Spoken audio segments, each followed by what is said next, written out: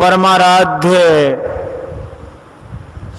सद्गुरु महाराज के प्रवचन का पाठ महर्षि में ही सत्संग सुधा सागर से प्रवचन संख्या 129।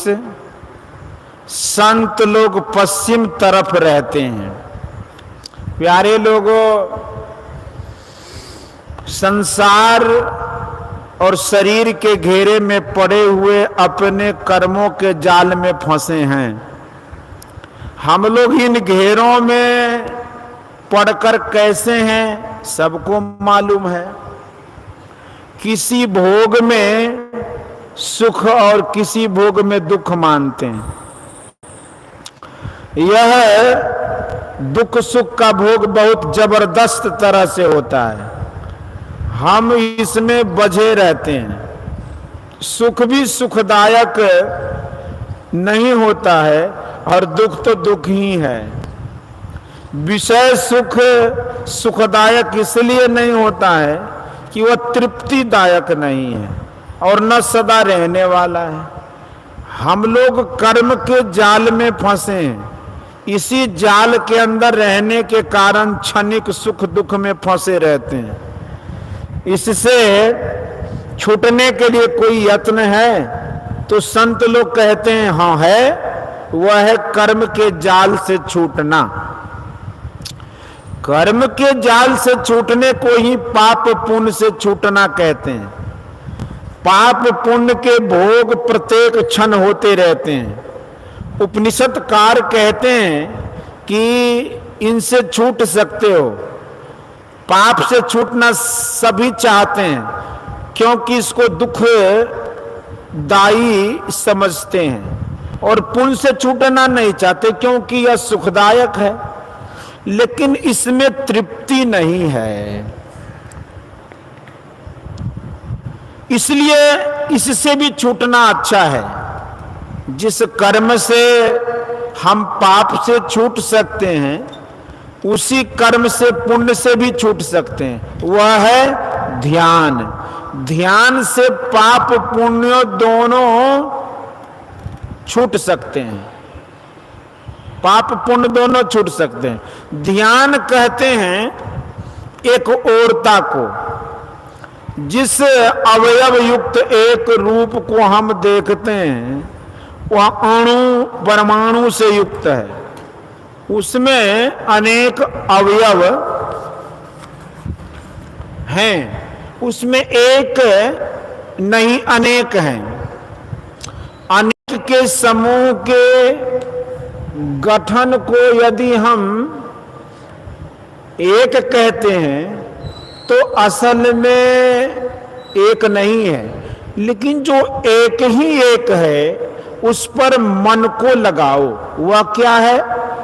बिंदु ध्यान। पढ़े लिखे लोग मानते हैं कि जिसका स्थान है और परिमाण नहीं, जिसका खंड नहीं हो सकता, बिंदु है।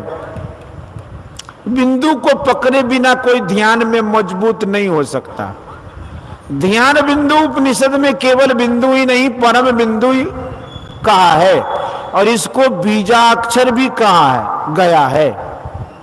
हम लोग कलम या पेंसिल की नोक जहां रखते हैं वहां एक छोटा सा चिन्ह हो जाता है। उसको विस्तृत करने पर अक्षर बनता है। इसलिए वह छोटा चिन्ह अक्षर का बीज है। जितने मुख्य दृश्य हैं सबका बीज बिंदु है। कोई भी आकार बनाते समय प्रथम बिंदु ही बीज रूप से बनता है। बिंदु के बिना रेखा नहीं, और रेखा के बिना कोई आकारमय रूप नहीं बन सकता।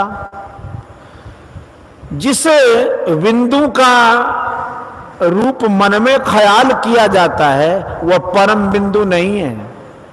परिभाषा के अनुकूल बिंदु को कोई मन में गढ़ अर्थात बना नहीं सकता और न हाथ से चिन्हित कर सकता है। जिसका स्थान हो और परिमाण नहीं, उसको कागज पर चिन्हित नहीं कर सकते और ना मन से गढ़ सकते हैं।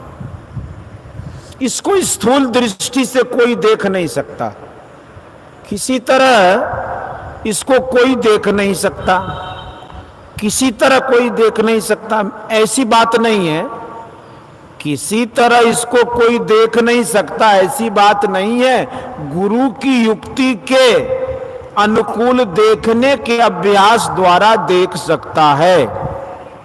ऐसा देखना ठीक ठीक ध्यान में होगा। वह ध्यान कैसा होगा? जिसमें मन स्थूल विषय से रहित होगा। विषयों से पूर्ण रूपेण छूट जाने के लिए उपरोक्त बिंदु ध्यान के पीछे नाद ध्यान है। इसमें पहले का दृश्य विषय छूटकर नाद विषय रहता है। जब नाद भी अनाद ब्रह्म में लीन हो जाता है, तब निशब्दम परमम पदम की प्राप्ति हो जाती है। बीजाक्षरम परम बिंदुम नादं तस्यो परिस्थितम सशब्दं चाक्षरे क्षीणे निशब्दम परमम पदम। ध्यान बिंदु उपनिषद। तब कर्म जाल में फंसकर रहना नहीं पड़ता, उससे पूर्ण रूपेण छुटकारा मिल जाता है। इसी में मोक्ष और ईश्वर की प्राप्ति है। जब लोग इस ध्यान अभ्यास में पढ़ते हैं तो संकल्प विकल्प को छोड़ना होता है। जैसे पानी के बहाव में मैली कुचैली गड़बड़ चीजें आती हैं, परंतु स्नान करने वाला मलिन चीजों को टालकर जल में स्नान करता है, उसी तरह ध्यान में होता है। लेकिन अभ्यासी सबको हटाकर ध्यान करता है। जो बारंबार अभ्यास करता है, अभ्यास करता रहता है, उसका मन विषयों से छूटता है। रजोगुण तमोगुण से छूटकर सतोगुण की ओर वृत्ति होती है। उससे फिर पाप नहीं होता। घमंड और तिरस्कार से किया हुआ पुण्य कर्म तामसी है। माइक फलों को प्राप्त करने के लिए किया हुआ पुण्य कर्म राजस है। इन दोनों तरहों से बचते हुए किया हुआ पुण्य कर्म सात्विक है। जो ध्यान अभ्यास की ऊर्ध्वगति में अपना बंधक प्रभाव कुछ नहीं रख सकता, समझना चाहिए कि ध्यान में एक ओरता होती है। एक ओरता में सिमटाव होता है, सिमटाव में ऊर्ध्वगति होती है। आप लोग बिछौने पर बैठे हैं, उसको समेटिए तो एक ढेर हो जाएगा, ऊंचा हो जाएगा। मन के सिमटाव के कारण मन की भी ऊर्ध्वगति होती है। मन केवल मन नहीं है, मन के साथ चेतन भी है। मन के साथ चेतन की भी ऊर्ध्वगति होती है। स्थूल से ऊंचे दर्जे में सूक्ष्मता में प्रवेश होता है। स्थूल में सिमटाव होने से सूक्ष्म में गति होती है। इसी को पिंड से ब्रह्मांड में जाना कहते हैं। इससे जहां तक कर्म फल पाना है, यानी प्रारब्ध का भोग है, उस मंडल को पार किया जाता है। जहां तक त्रैगुणी माया है, वहां तक कर्म मंडल है। इससे पार होने पर माया से उठा जाता है।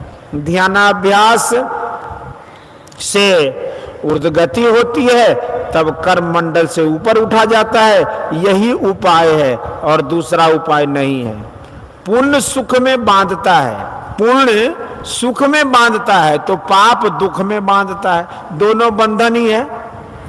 पुण्य के फल को भोगते हुए लोग बहुत पाप करते हैं। धनी होते हैं, जो नहीं करने का वह करते हैं, जो नहीं बोलना चाहिए बोलते हैं। पुण्य करना अच्छा है, लेकिन पाप करना अच्छा नहीं है। फलाकांक्षा छोड़कर ही कर्म करना अच्छा है। प्रारब्ध कर्म को ध्यान योग से नष्ट कर सकते हैं। सिवाय ध्यान योग के और कोई उपाय नहीं है जिससे हम कर्म जाल से छूटें। कर्म जाल ही शरीर और संसार में बांधता है। ध्यान ऐसा हो जो बाहर की ओर नहीं हो। इसलिए उपनिषदकार ने कहा कि आत्मा की ओर देखो।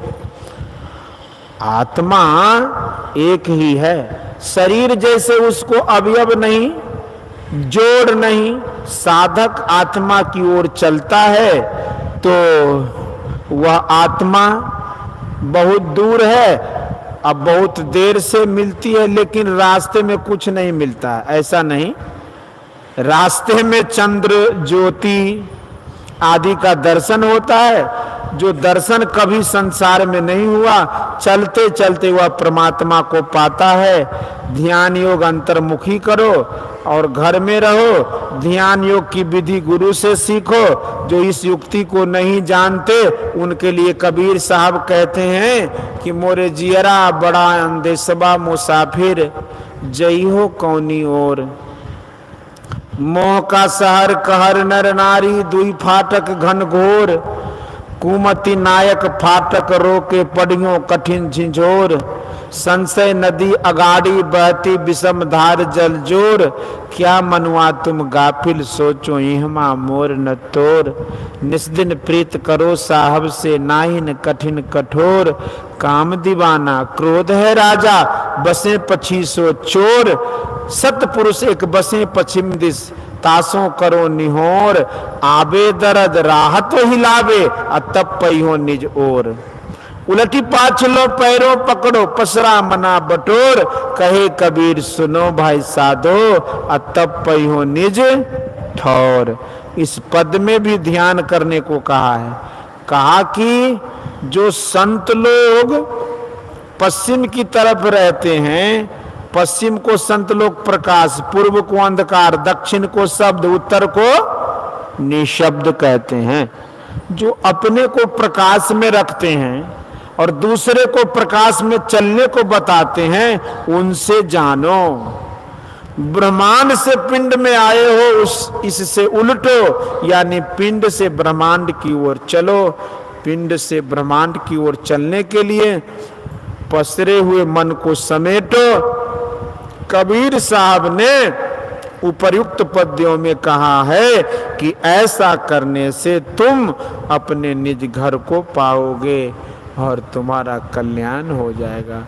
बोलिए श्री सद्गुरु महाराज की जय। यह प्रवचन श्री संतमत सत्संग मंदिर आसानंदपुर प्रवत्ती भागलपुर में दिनांक 26/10/1958 ईस्वी को प्रातःकालीन सत्संग में हुआ था।